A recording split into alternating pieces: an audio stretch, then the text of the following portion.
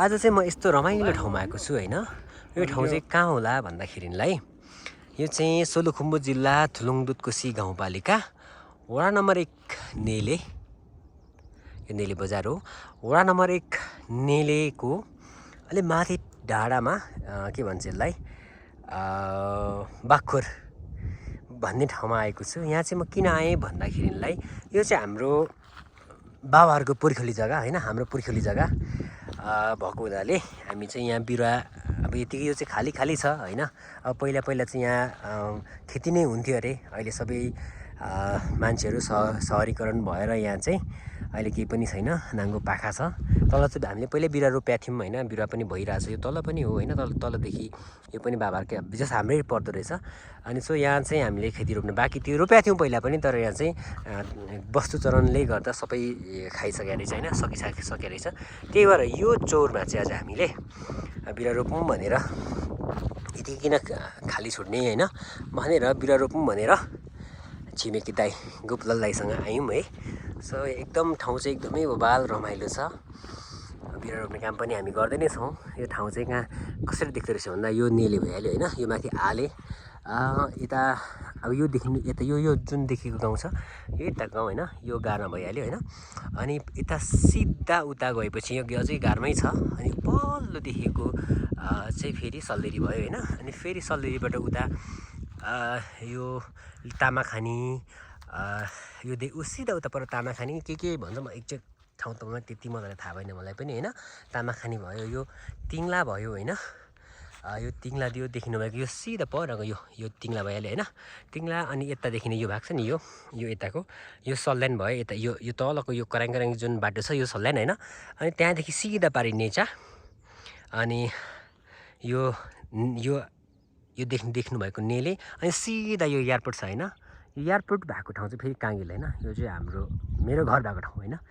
यो चाहिँ काङ्गेल हो हैन, म देखाउँछु नि, यो काङ्गेल हो। यो एयरपोर्ट भइहाल्यो। पहिला चाहिँ यहाँ फ्लाइट पनि प्लेन चल्थ्यो, अहिले चाहिँ यो चाहिँ गोचरण भएको छैन कुनै, एकदम अव्यवस्थित छ। अनि यो भयो, अनि योबाट यो एयरपोर्ट, यो चाहिँ हाम्रो गाउँ जाने बाटो, यो जुन देखिरहनु भएको छ। अनि यसो गएर चाहिँ यो भाग चाहिँ यता चाहिँ हाम्रो घर हो। यसरी चाहिँ हाम्रो गाउँ भयो यो। अनि सिधा हाम्रो गाउँदेखि पारी भयो होइन। पारीको चाहिँ खोटाङको फेरि होइन, खोटाङको सायद यो माथि टप मैसुको खर्क भयो होइन। अनि अलिक यो राइट साइड चाहिँ यो चाहिँ जलेश्वरी महेश्वरी सायद, यो यतैपट्टि यो जलेश्वरी महेश्वरी। अनि यता यो चुक भयो होइन। यहाँ अलि पट्टो गएर चाहिँ फेरि बुकले पनि देख्छ उता देउसा सोताङ बुङथिस्काम पनि देख्छ, तर टाढो भएको त देख्न सक्दैन हामीले। यो साइड पर्छ देउसाहरू चाहिँ योबाट यता यो सलाल सिकेको छ, अलि मास्टर गएर मजाले देख्छ। त्यता चाहिँ फेरि बुङथिस्काम उता साइड पर्छ। एकदमै मजाको ठाउँ छ होइन। अब ठाउँको बारे त बताइहालेँ। हाम्रो दाई हुनुहुन्छ होइन, म चाहिँ भिडियो बनाउनुतिर लागेँ, दाई चाहिँ यहाँ खन्दै हुनुहुन्छ अझै पनि होइन। दाइले चाहिँ धेरैवटा खनिसक्नु भएछ, म चाहिँ उ गरेँ। दाजु सरी है, म त भिडियो बनाउनु थालेँ हो। यहाँ चाहिँ दाई हुनुहुन्छ एकदम सहयोगी दाई हुनुहुन्छ होइन। उहाँ चाहिँ टक्क ल दाई यस्तो है भनेपछि दाई कहीँ पनि नाइ भन्नुहुन्न। एकदम गाउँ छिमेकमा एकदमै चाहिने मान्छे, एकदमै सहयोगी दाई हुनुहुन्छ गोपु दाई, हाम्रो प्यारो दाई हो।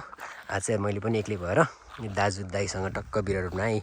दाइले त धेरै होल खनिसक्नु भयो, एउटा धेरै सक्नुभयो, यतादेखि यता लिएर 10 खनिसक्नु भयो। हामी चाहिँ आज 30-40 वटा रोप्छौँ।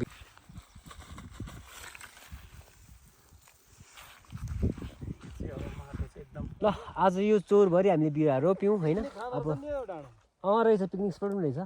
अब यो डाँडा बाँकी छ होइन, यो पनि फेरि हामी बादमा रोप्छौँ, पछि रोप्छौँ होइन। आज हामीले चाहिँ यता यो साइड रोप्यौँ। ल अब मौसम पनि बिग्रिनु लाग्यो, हामी फेरि घर जानुपर्ने हुन्छ। त्यसो भएकोले हामी फेरि पछि भेटौँला। हस् त, अहिलेको लागि बाई बाई।